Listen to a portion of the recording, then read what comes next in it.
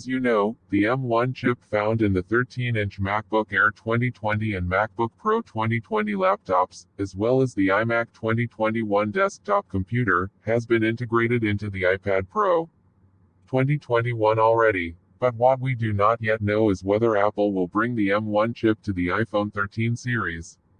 And if so, will the iPhone 13 series M1 chip be as powerful as the 2021 iPad Pro? For these two questions, I believe that no one can answer clearly except Apple itself, but if all readers ask me, I will answer that it may not be possible. At this point, some fans may be wondering why it is not possible.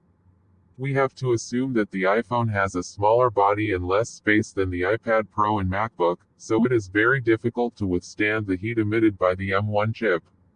Moreover, the M1 chip also needs more power than the A series chip because it is much more powerful than the A series. So this could be another issue that makes it difficult for Apple to decide to feature the M1 on the iPhone 13 series. I'm not the only one who thinks Apple might not feature the M1 chip on the iPhone 13 series. In fact, top leaked distributor John Prosser and his insiders have also confirmed that the iPhone 13 series will not come with the M1 chip, but instead will use the A15 chip. However, this does not mean that Apple will not be able to install the M series chip on the iPhone. Obviously, if Apple really wants to bring the M series chip to the next generation iPhone, I believe they can. By simply lowering the power of the M series chip for the iPhone to the power of the M series chip for the iPad Pro and MacBook, the problem I mentioned above could be solved.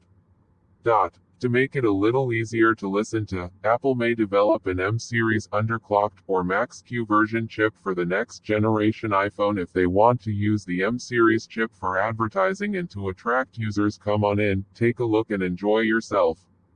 All in all, if in the future Apple really wants to bring the M series chip to the iPhone, I think the M series chip used in the iPhone will not be as powerful as the board.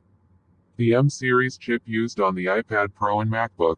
The reason is that the iPhone has a smaller body and less space, so it is very difficult to withstand the heat emitted by the M series Ultimate Performance chip.